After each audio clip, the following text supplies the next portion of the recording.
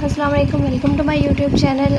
आज का लेक्चर है साउंड, यूनिट नंबर 13 है, साउंड इसका नेम है। और अगर हम यूनिट के स्टार्ट में देखें तो लिखा हुआ था कि sound is mechanical wave made by vibrating objects. Basically हमें पता है कि साउंड पिछले चैप्टर्स में हम देख चुके थे, इसको कवर कर चुके थे कि साउंड जो है वो एक लॉन्गिट्यूडनल वेव है। यहाँ पे लिखा है sound is a mechanical wave. तो बेसिकली मैकेनिकल वेव्स की टाइप है एक लॉन्गिट्यूडनल या दूसरी होती है ट्रांसवर्स। तो साउंड उसमें से कौन सी टाइप है? लॉन्गिट्यूडनल वेव वाली है मैकेनिकल, लेकिन मैकेनिकल के आगे से टाइप्स होती हैं लॉन्गिट्यूडनल या फिर ट्रांसवर्स। तो साउंड जो है वो लॉन्गिट्यूडनल है। तो sound is mechanical wave made by vibrating object. Sound एक ऐसी चीज़ है जो वाइब्रेशंस की वजह से बनती है, और उन वाइब्रेशंस से फिर क्या मिलकर बनती है? लॉन्गिट्यूडनल वेव बन जाती है। और फिर वो वेव किसी भी मीडियम से ट्रैवल करती है, जैसे वाटर, एयर, सॉलिड, इन सब से गुजर कर आवाज़ हम तक आ सकती है। Sound can not travel through vacuum, लेकिन साउंड जो है वो वैक्यूम से गुजर नहीं सकती। ठीक है, जैसे अगर हम यहाँ पर एक रूम में खड़े हुए हैं, ये एक रूम है और दूसरे रूम में एक बंदे की आवाज़ जा सकती है। क्यों जा सकती है? जबकि यहाँ पर दीवार है, सॉलिड है, तो इसका मतलब आवाज़ जो है वो सॉलिड से पास कर सकती है। तो सॉलिड क्या है? एक मीडियम है। तो ये वाटर से भी गुजर के, एयर से भी गुजर कर और सॉलिड से भी गुजर कर हम तक आ सकती है, लेकिन जैसे ही वैक्यूम आएगा तो ये गुजर नहीं सकती। अब वैक्यूम की एग्जांपल कैसे है? वैक्यूम कहते हैं खाली जगह को जिधर कोई भी पार्टिकल्स ना हो। जैसे कि पिछले चैप्टर में हमने काफ़ी डिटेल में इसको पढ़ा था। ये सन है और ये क्या है? अर्थ है। सन से अर्थ तक जो है वो आवाज़ें नहीं आती। सन पे बहुत से रिएक्शंस हो रहे होते हैं, हर वक्त फ्यूजन का प्रोसेस हो रहा होता है, ठीक है, धमाके जैसी आवाज़ें होती हैं, लेकिन वो अर्थ तक क्यों नहीं आती? क्योंकि दरमियान में क्या है? वैक्यूम है, खाली जगह, कोई भी एयर का पार्टिकल या कोई भी पार्टिकल नहीं है। तो साउंड जो है वैक्यूम से गुजर नहीं सकती, इसलिए वो यहाँ से यहाँ तक आवाज़ें हम तक नहीं आती।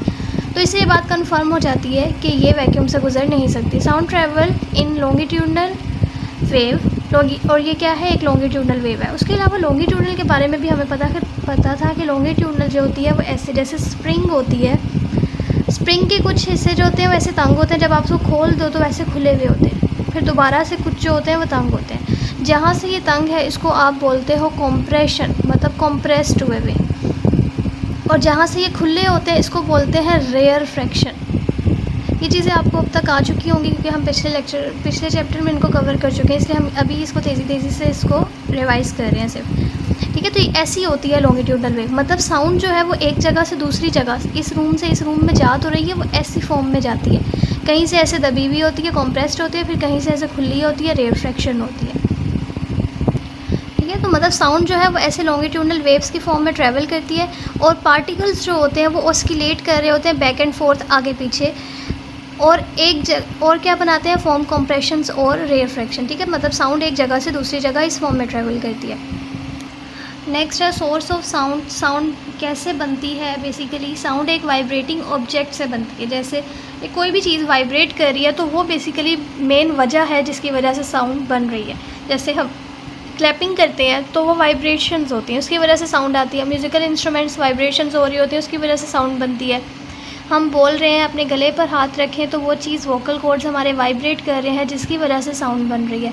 तो वाइब्रेशन मेन वजह है साउंड की। अब किस तरह से? देखो, हमारे इर्द गिर्द क्या होते हैं? एयर के पार्टिकल्स होते हैं।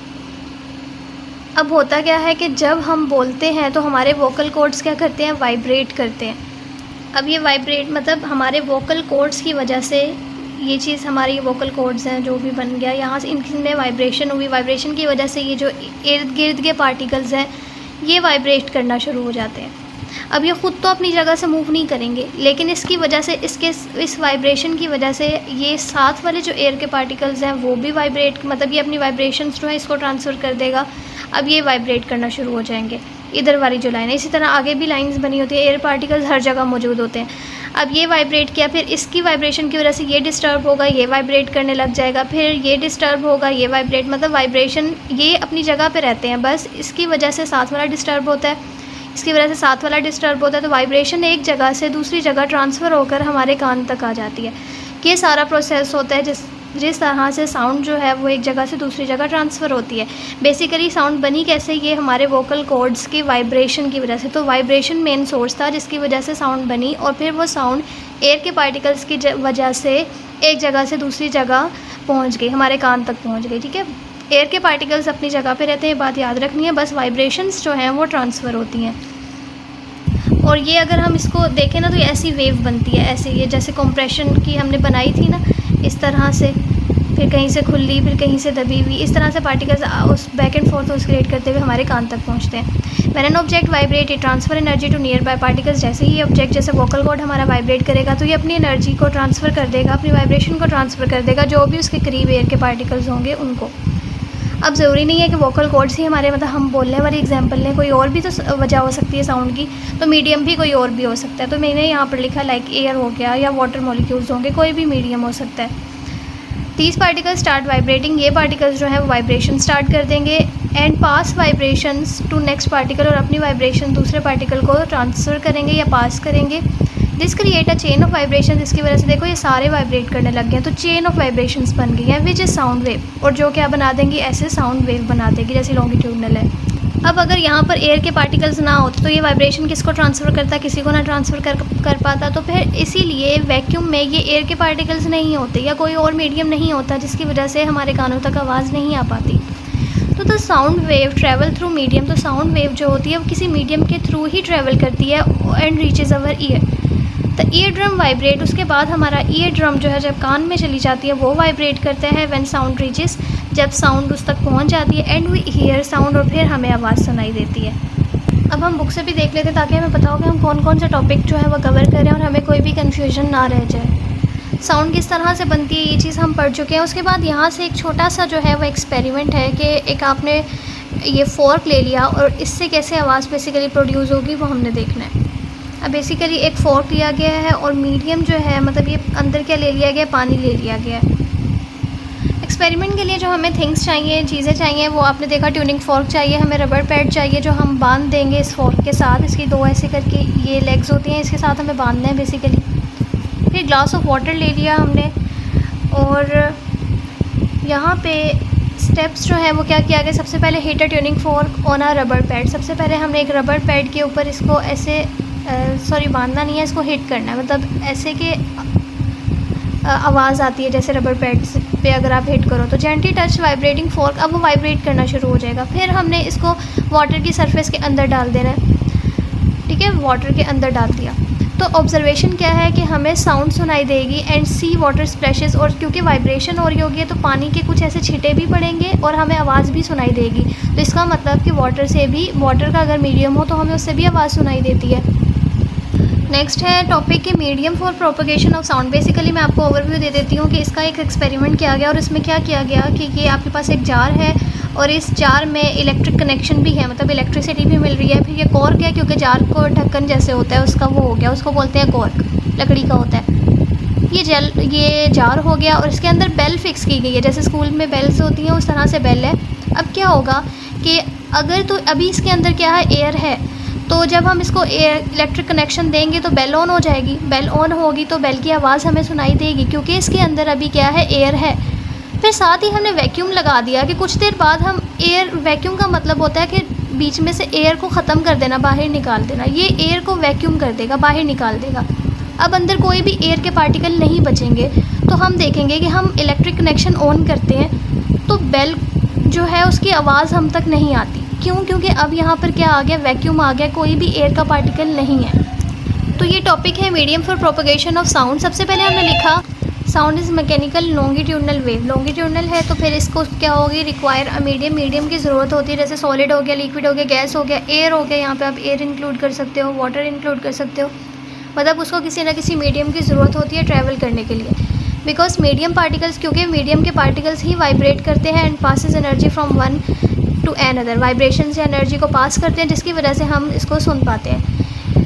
It can not travel through vacuum. Vacuum में ये ट्रैवल नहीं कर पाती। क्यों नहीं कर पाती? क्योंकि वहाँ पे कोई भी पार्टिकल्स नहीं होंगे जो वाइब्रेशंस को पास करें और हम तक जो है वो साउंड आ सके।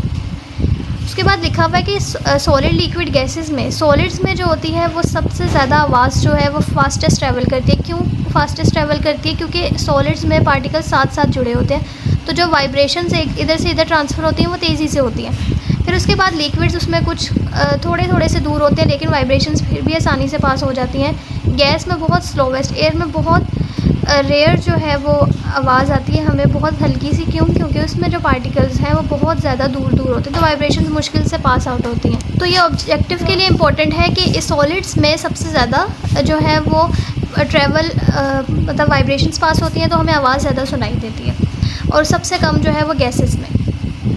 फिर इसका एक्सपेरिमेंट है कि हमने place a ring electric bell, एक इलेक्ट्रिक बेल हमने जो है वो रख दी गई है किसके अंदर, एक एयर टाइट ग्लास जार के अंदर। एयर टाइट मतलब उसके अंदर से कोई भी हवा बाहर नहीं जा सकती और अंदर नहीं आ सकती। फिर हमने वैक्यूम पंप भी यूज़ किया गया है ताकि हम एयर को रिमूव कर सकें।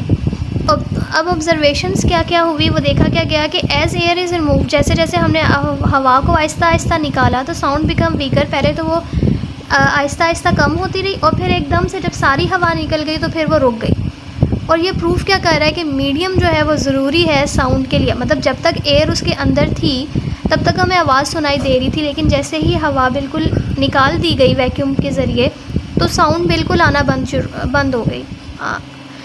ये प्रूफ कर रहा है कि साउंड को मीडियम की ज़रूरत होती है, मीडियम के बगैर वो ट्रैवल नहीं कर सकती। क्योंकि जब हमने हवा को बाहर निकाल दिया था एयर के पार्टिकल्स को वैक्यूम के ज़रिए, तो बिल्कुल वो वैक्यूम बन गया था, मतलब उसके अंदर कोई पार्टिकल नहीं है। और अभी हमने पढ़ा था कि वैक्यूम से साउंड ट्रैवल नहीं कर सकती, तो ये उसका प्रूफ था experiment. I hope you understand this lecture. Thank you so much for watching. अल्लाह हाफिज़।